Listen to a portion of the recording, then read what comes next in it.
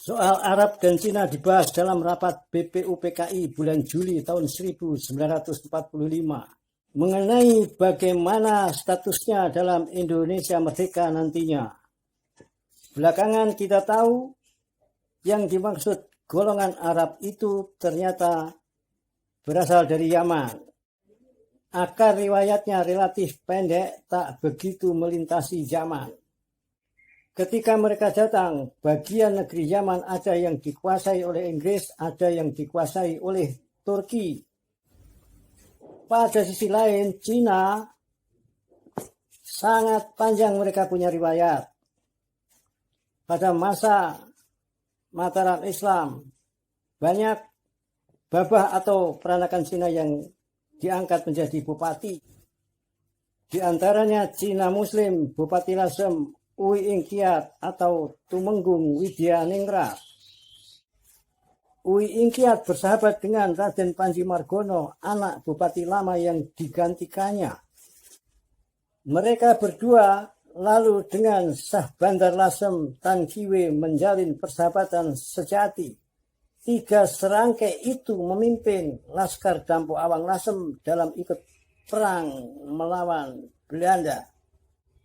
Itulah Perang Kuning yang terjadi tahun 1741 sampai dengan 1743 dan tahun 1750 Masehi.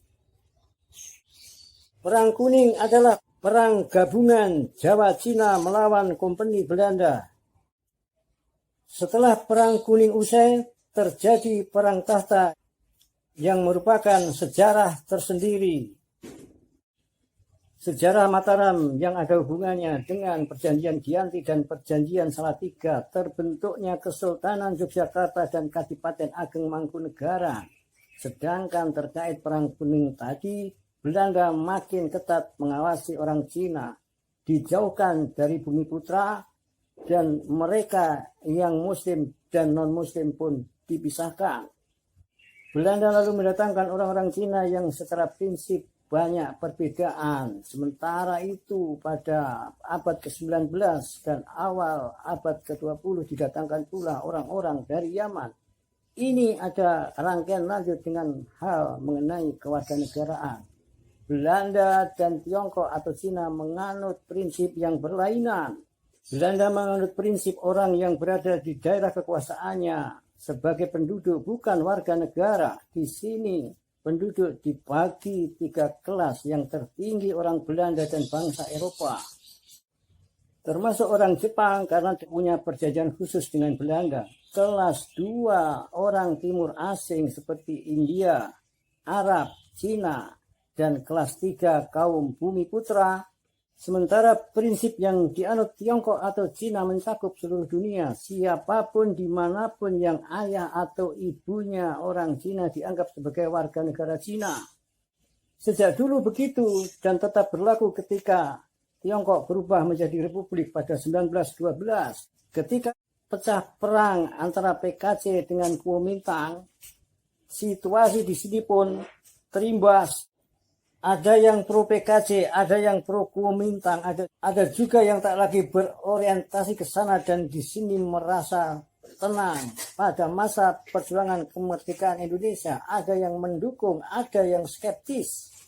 Pada 1949, PKC menang perang, Kuomintang menyingkir ke Formosa. Di sini terjadi krisis.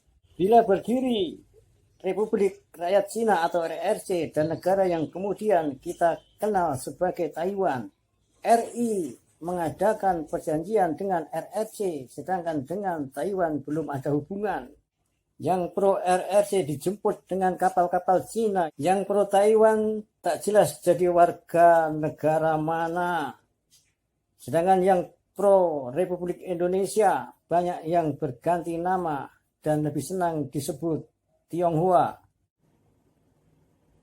Begitu penuh liku-liku saudara-saudara keturunan Cina untuk menjadi warga negara Indonesia. Di sisi lain, keturunan Yaman serba dimudahkan dengan kemudahan-kemudahan.